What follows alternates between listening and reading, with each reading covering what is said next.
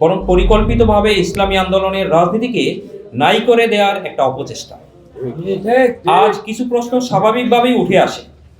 যদি সবাই একভাবে জিতবে, তবে কেন শরিকদেরকে দুর্বল প্রমাণের চেষ্টা? যদি সমঝোতা আন্তরিক হয়, তবে কেন ভিতরে ভিতরে ভিন্ন ন্যারেটিভ? ইসলামী আন্দোলন যদি জিততেই না পারে, তবে তাদের এত ভয় কেন? এই প্রশ্নগুলোর উত্তর জামাতকেই দিতে হবে। ইসলামী আন্দোলন বাংলাদেশের অবস্থান। ইসলামী আন্দোলন বাংলাদেশ পরিষ্কারভাবে বলতে চায়, আমরা ঐক্যের পক্ষে, আমরা নিয়মতান্ত্রিক ও সম্মানজনক সমঝোতার পক্ষে, আমরা ইসলামী রাজনীতিকে একক মালিকানায় পরিণত করার বিপক্ষে। ইসলামী আন্দোলন কারো করুণা বা দয়ার রাজনীতি করে না।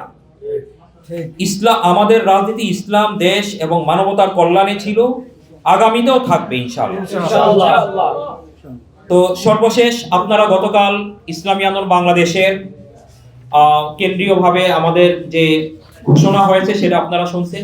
সেটার পর থেকে বাস্তবতার নিরিখেই ইসলামী আন্দোলন বাংলাদেশ তার সর্বশেষ প্রচেষ্টা হিসাবে ইসলামী আন্দোলন বাংলাদেশ ইসলামের যে এক বাক্স, এখন এক বাক্সের সাথে আপনারা বলতে পারেন কে আছে, কিন্তু আমাদের মূল ঘোষণাটা ছিল, সমঝোতার সূচনা ছিল ইসলামের জন্য এক বাক্স।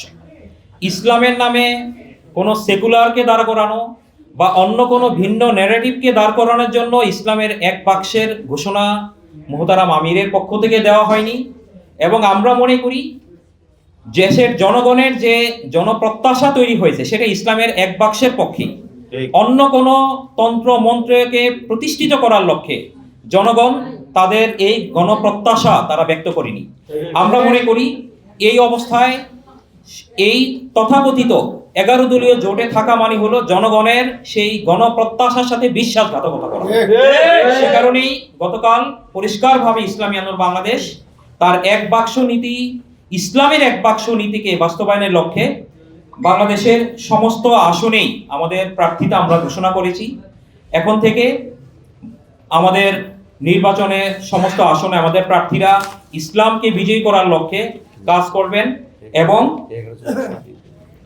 এবং আমাদের এই ঘোষণাও দেওয়া হয়েছে, যেহেতু আমরা জনগণের প্রত্যাশাকে সামনে রেখেই আমাদের এই পথ চলা শুরু হয়েছে, আমাদের প্রায় 30টি আসনে আমাদের প্রার্থীতা আসলে এই সমঝোতার নামে কালক্ষেপণের কারণেই আমাদের 30টা আসনে আমরা প্রার্থীতা দিতে পারিনি।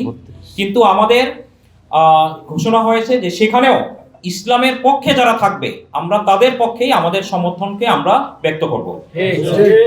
আজকের এই সাংবাদিক সম্মেলনে প্রিয় সাংবাদিক ভাইরা আসার জন্য আন্তরিক মোবারকবাদ জানাই। আশা করি আপনারা সবসময় ইসলামের পক্ষে, দেশের পক্ষে, মানবতার পক্ষে থাকবেন। আজকের এই সাংবাদিক সম্মেলনে উপস্থিত ছিলেন